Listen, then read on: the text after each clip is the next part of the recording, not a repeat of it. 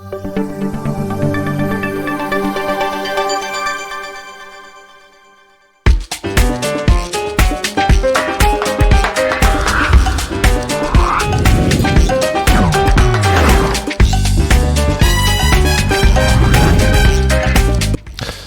everybody, so let's talk now about the canal building and what would become the country of Panama. So as you might have figured out, there was a lot of arguments and a lot of strength to the arguments on either side of, like, where do we actually build this Panama? Do we want it to be in Nicaragua? Do we want it to be in Panama? Do we want it somewhere else? So there's a lot of arguments. And where there's a lot of arguments on a massive government project such as a massive canal to connect two oceans, there's going to be a lot of lobbying. So lobbying, if you don't remember, is this idea that you're going to have people, not really an idea, but a practice of those who want to influence a decision being made, especially when it comes to a lot of dollar signs. They want to convince you that their way is best by possibly giving you a perk or something, or convincing you that it would lead to this and that could benefit them, but also benefit you as a representative or someone in the government. So a lot of lobbying going on, a lot of money at play here.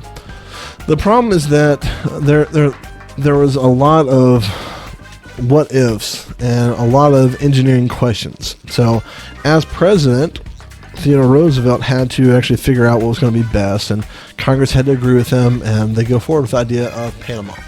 So first, there was a second commission on the route after everyone for the most part had agreed that Nicaragua was going to be the place to go. The Panama Canal Company, which was trying to sell its equipment and its land concession to the United States, could only do that if the United States built in the region of Panama that was then the northernmost region of the country of Colombia. So they have their own kind of game here. You know, they want to be able to sell things off. The company hired an American lawyer, Nelson Cromwell, to influence the U.S. government to choose Panama as a canal route and to arrange the sale of the company's equipment and the land concessions there to the United States. Cromwell almost single-handedly persuaded most of Congress to appoint a new commission. Sure enough, second commission goes. He also hired a press bureau in the United States to publicize favorable information about the Panama route, as he testified in front of Congress about why it would be so much better to do Panama than Nicaragua. And then he lobbied individual congressmen who were kind of withholding their vote to make sure that the new commission would actually be a commission. Now, 6 weeks later, the new commission is going to choose Panama as the better of two options for the route. And they, of course, did that because of lobbying. And President Roosevelt, who was heavily influenced by a friend of his who kind of liked the idea of the Panama route. But it may also have stemmed from the canal companies lowering its price. I mean, let's face it, when you have a lower price for a government bid, they tend to go with it. So in this case, there was a lot of lobbying by a Frenchman, Philippe Bunalveria, a member of the Panamanian Canal Company board.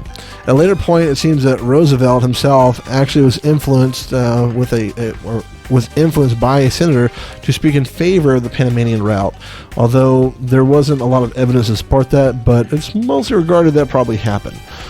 The second clue is in 1904. Panama Canal Company, they lost its land concession, perhaps ownership of its equipment in Panama. So the company had an obvious reason to push for Panama to try to seal an agreement quickly and make some money that would have been lost. There's a lot of willingness, per se, on the Panama Canal Company's board to try to make up some money. So they lower its price by like 65+%. And they're like, hey, $40 million, come buy this land concession, buy our tools and engineering tools already down here, and dig yourselves a canal, America. So there's a lot going on. Now, Senator Hanna is going to give a speech, and since any senator can speak on any issue without having been lobbied, it's not really likely in this case. But anyways, Hanna had actually received some $60,000 of early 20th century currency to contribute to the Republican Party from Nelson Cromwell on behalf of, you guessed it, the Panamanian Canal Company. So there's a lot of strengths and weaknesses with what the Second Canal Commission finds. The Panama route was probably better than Nicaragua, sure. Even so, the decision to build a canal through Panama was also going to be a lot harder because whereas in Nicaragua, if you haven't been there, it's like lakes kind of spread out. It's all flat surface for the most part. So there's ways of avoiding a lot of the mountain ranges there. That's fine. In Panama, however, it is a much smaller east to west distance, but you end up actually having to create these locks that end up taking your ships as you come in from one of the two gates in the Pacific or the Atlantic side, and the lock closes and the water fills up, your boat lifts up, you go to the next lock, it opens, it lets you in there, so on and so forth.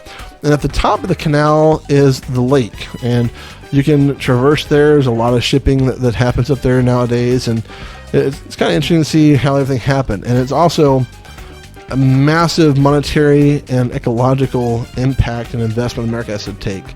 Think of malaria, yellow fever, and other tropical diseases that our engineers are going to have to deal with.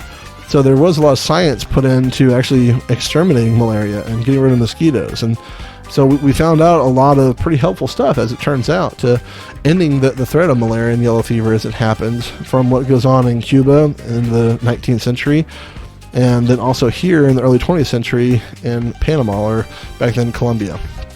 Now, if you're not familiar with the short history of Colombia, we end up actually encouraging this revolution to happen in the northern region of Panama. And the U.S. Navy is sent down there as kind of, a very noticeable threat. Panama is going to be independent. And once they're independent, the Panamanian government and the Canal Company can give that land to America for a very cheap and affordable price. And we can lease it for an even better affordable price forever. So we end up doing that. We sponsor a revolution, and we support the Panamanian people and help them create a government. And little Panama still exists in the 21st century. Now, for better or for worse, once again, it's kind of America using, in this case, Roosevelt's foreign policy of speak softly but carry a really big stick behind you. In this case, it's the U.S. Navy and the U.S. Marines.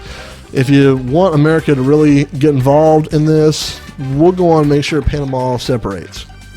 Or maybe Colombia, you could just let them go. So anywho, I hope that helps you out with understanding the choices that were there between whether or not we want to pursue a canal in Nicaragua or Panama. Have a good one.